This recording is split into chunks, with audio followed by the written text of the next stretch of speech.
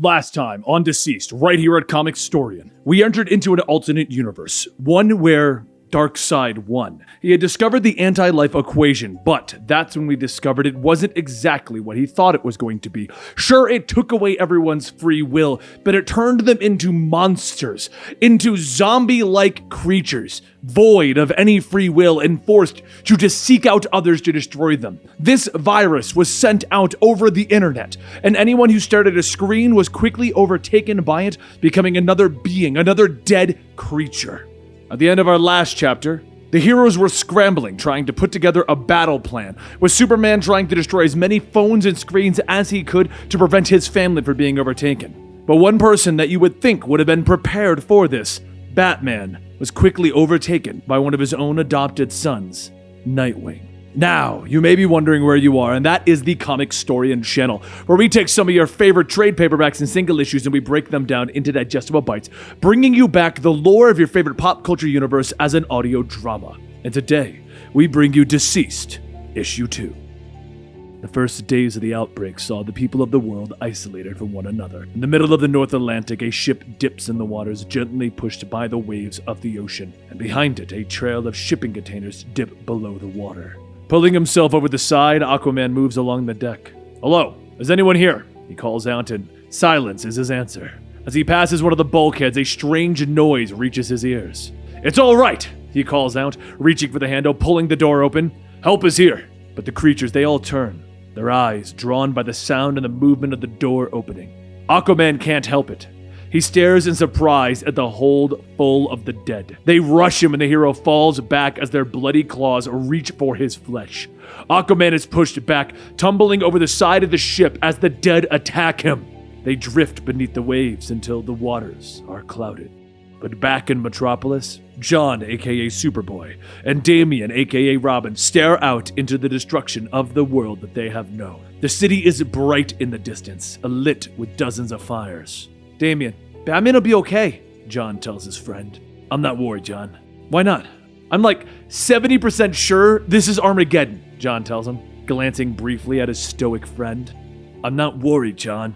Behind them, Lois puts down the phone, telling Clark that her parents are okay and they're headed into the bunker. Superman nods, telling her that he needs to get to Smallville, but not before he knows that they are all safe. "The planet. Head to the Daily Planet," Lois tells him with a determined look on her face. Meanwhile, over in Gotham City, "I want to state for the record that I think this is a terrible idea," Harley tells Poison Ivy, readying her bat. The two stand outside a plain door in the back alley of Gotham. "What record?" Harley nods to the question, turning and heading away, offering to go ahead and make an official record. But Ivy stops her, vines growing from the earth wrapping around her leg. "Should you be using the green like that?" Harley asks. Ivy nods and smiles, letting Harley know that the vines actually enjoy crushing people. "Right, well, I'll never sleep in the same room as a houseplant again." Ivy steers Harley towards the door again, giving her a kiss on the cheek, and tells her that she is strong enough to do this. "I'll be waiting by the botanical gardens. Face your monster," she tells her. The door swings open to a dark room with weapons lining against it.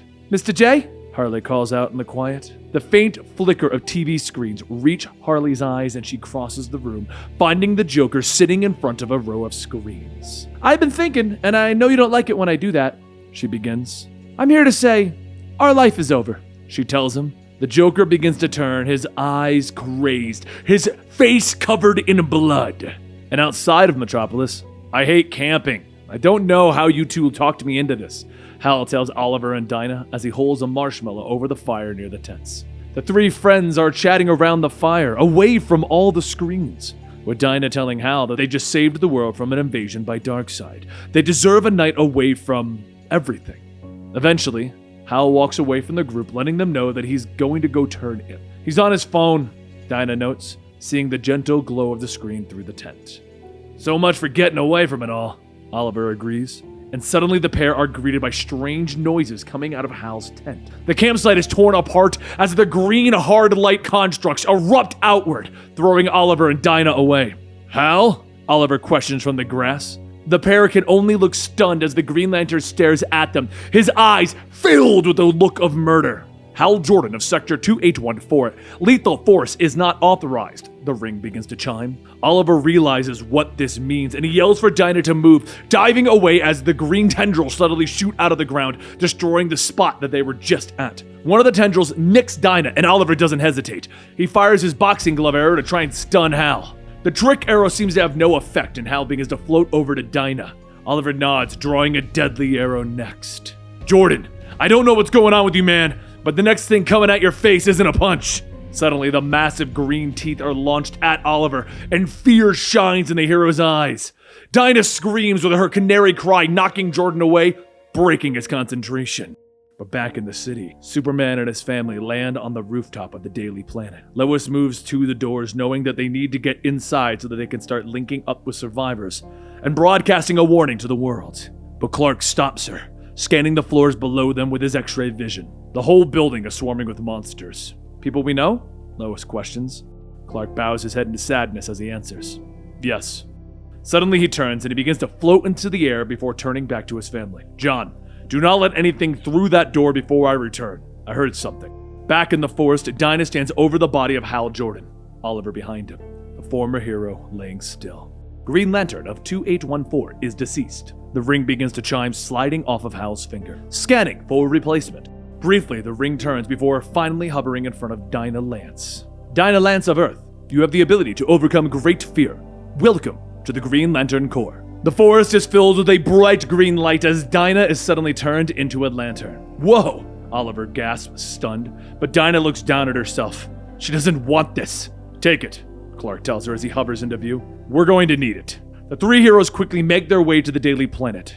We made contact, Lois tells Clark as the three heroes come in. Damian holds up his radio. It's Batman! The Dark Knight quickly begins to tell the group that these creatures are not zombies. They're consumed by hunger. They're not feeding.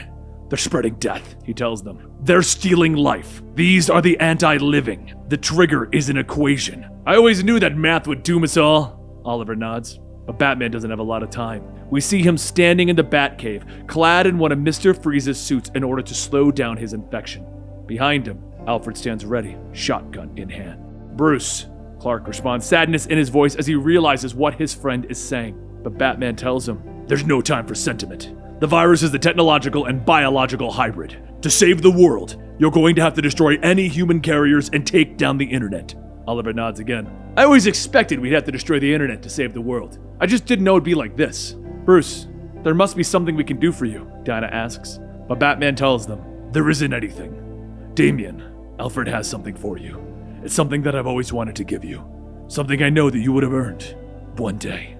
Batman says, sadness in his voice, I'm sorry that I won't see you. But the words are choked off, and Damian stares at the radio in his hand. Father!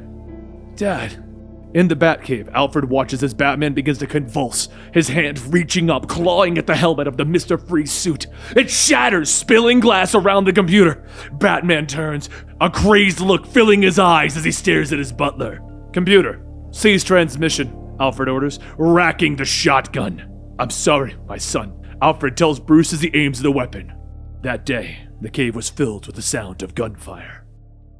And that brings us to the close of issue 2 of DCeased. With Halloween approaching quickly, we'll be bringing these out fast and quickly. So make sure that you subscribe to the channel to get more of the DCeased storyline and its inevitable conclusion to come to you the day before Halloween. I hope you guys enjoyed this story. We like to bring you various lore-filled audio dramas from your favorite video games, movies, and comic books. We do this all the time, and we'd appreciate any support you want to give us, be it going to our Patreon for early access, joining us on our Twitch channel, twitch.tv/Comicstorian, or just watching the videos here. All of your help is greatly appreciated, and I will see you the next time right here at Comicstorian.